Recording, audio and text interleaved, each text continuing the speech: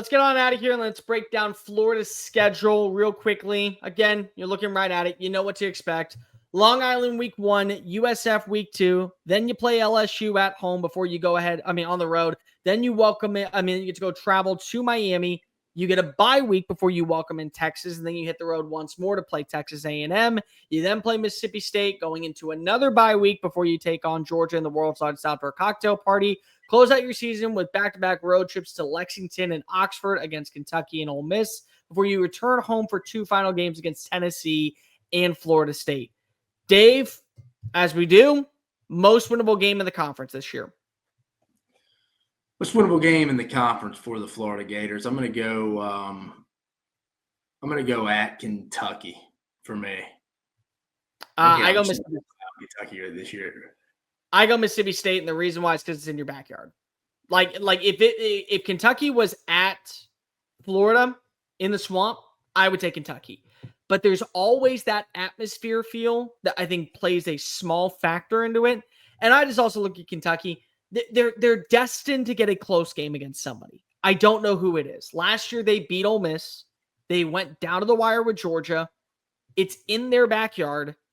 It may end up being, again, 13-12 final score. Florida survives. I could see that. I don't see Mississippi State walking into the Swamp and getting a win. I can't see that happening right now. No, I can't either. 3 most winnable conference games. Yeah, State at home, as you mentioned. As I just mentioned, Kentucky on the road to me. It's hard. It's hard with that third one. Yeah, that third one, you can make a case for a couple. I'm going to go Tennessee at home. That'll be my third one. We have the exact same. And here's the reason why. Can you tell me the last time that Tennessee beat Florida in their backyard? 2001, I think. It's been over 2 decades. The last time that Tennessee marched into the Swamp and got a win in this matchup. There's something about, again, we talk about the Kirby Smart effect. Is it Nick or is it Alabama? Which problem does Kirby have? Well, he's beaten both, but in the first time without Nick Saban on the sidelines, he still lost to Bama. So it's a Bama problem. Tennessee is a Florida problem. They do. It just is a thing. When they go travel down to the Swamp, they have a Florida problem.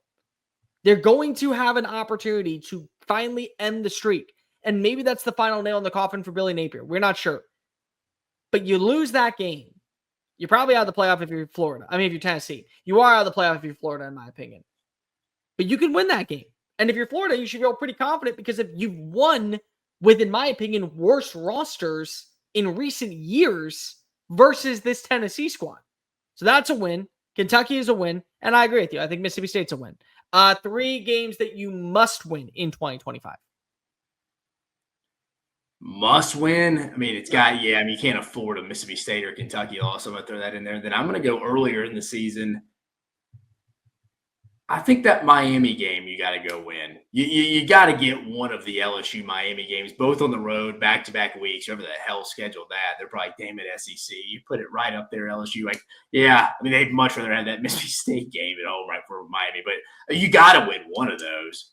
You got to win one of those. If not, you're sitting there at 2-2 with wins against the Sharks, the Bulls, and you're going into a bye week. Everybody's going to be on your tail. Sometimes people get fired up about bye weeks. If it's a negative feel out there and these kids come home and everybody's kind of telling them hey, man, it ain't looking good again. And I know they bounced back last year. They could certainly do it again, but it's tough to do it 2 times in a row. I would lean towards no. I think they got to get one of those games on the road early, but it's a tough ask for sure. So I think I'm going to go Miami, Mississippi State, and Kentucky is the must-wins. I'm going to throw out Mississippi State only because I think that's an automatic win, so I'm going to be a little bit more perplexing. I'm also a lot higher on Florida than a lot of people. I am very much buying stock that if they start off really hot and they somehow enter that matchup against Texas undefeated, they could go on a run to the college football playoff. So you got to be undefeated going into Texas. Just be 3-1. Right. Nobody's going to kill you for losing at LSU and at Miami. But I'm saying if you are undefeated in that matchup, that says a lot about you and what direction you are right now. Florida State's won. I think that you have to win your rivalry matchup. And I really want to see you put belt to ass against Florida State.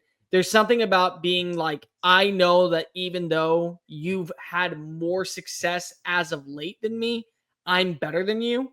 I think that carries a lot of weight. I agree with you. I go Miami. Again, winning your state. What does that do for you? Number one, it helps out in recruiting. Number two, it gives you bragging rights. And I'm going to go number three, Texas A&M. Because for me, when I look at going on the road to play against Texas A&M and Kyle Field, it's a revenge factor. It's something about you embarrassed us so bad last year that we had people throwing beer cans and screaming at a television screen during Billy Napier's Don't Drink and Drive ad. We want to do the exact same repercussions to you. And I also think that right now, this is where Florida can separate itself. Because I'm not ready to put Florida in that conversation with Georgia or with Texas, or I'd even go as far to say probably Ole Miss. But I will put them in that category of they could be better than Texas A&M. But you got to beat Texas A&M to be better than Texas A&M, in my opinion. Yeah, no, you're right. I can see it. It's a big game. Ceiling and floor for you when it comes to Florida this year. Ceiling, I'm going to go because, again, I just don't trust DJ Lagway being able to make it 100% to this season healthy. Not saying he's going to miss time, but he's going to be bad. I'm going to go ceiling 9 with the schedule being tough, floor 5. So, again, I think a very high ceiling, low floor again. There's no game on the schedule that they're like automatically going to lose. So, again, I know you can say that about most teams, but like there's not a game where I'm like, yeah, there's no way they win that one. I mean, some people may say Georgia, but again, I think this is Georgia's potentially lowest floor team they've had in a little bit. So a lot of potential wins, but man, some tough games too. I mean, you're going to Baton Rouge, you're going to Miami, you're going to Oxford, going to A&M, you get Georgia and Jacksonville. Tennessee's kind of a wild card. To your point, Florida State's a big game. Could they be a little bit improved? Who knows what's going on that late in the year? I'm gonna go 9-3, but I don't think they're just gonna get to 10. I'd be a little surprised if they got to 10 wins with this schedule and still some big question marks to fill.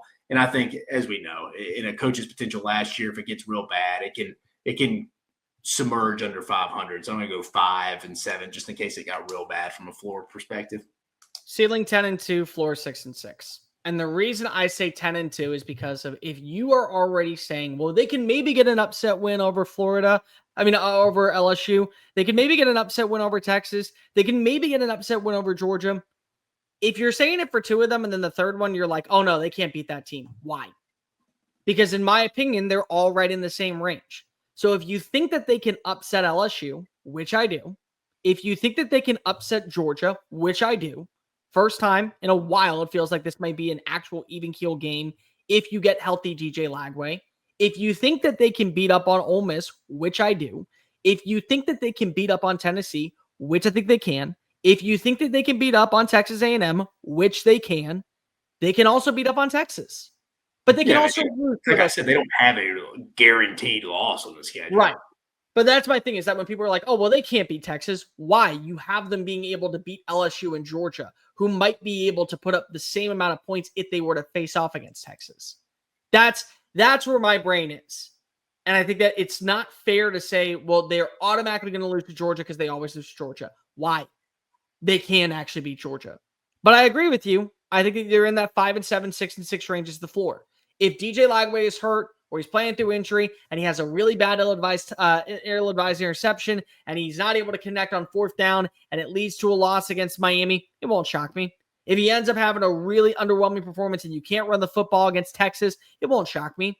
If they end up losing to Georgia because of, again, Lagway leaves early in the game, it won't shock me. Like, they are a more improved roster than I think they were given credit for. I like what they brought in with their last recruiting class. And I think that they should belong inside of the top 25 ranking going into the year. Now, I'm a lot higher on them than most, and I completely respect that. I know that I am drinking the orange and blue Gatorade like no one does. I'm chugging. I think a lot of people are high on Florida. Honestly, I've seen. I have them 13. I know that I'm a lot higher than most on them, but I also think that again, there's two avenues that this can go down. Really quickly, bad to where everyone is kind of just waving the white flag, getting ready for 2026, and doing everything possible to guarantee that DJ Lagway is locked in for the long term, or they end up being really good. And I mean, better than what we expected offensively. And this is the version that we expected when Billy Napier decided to go ahead and hightail it out of Louisiana. I think both are on the table. So that's why I'm ready to go ahead and say 10-2 and 6-6 is the ceiling floor. Yeah, I think we're both in the same range.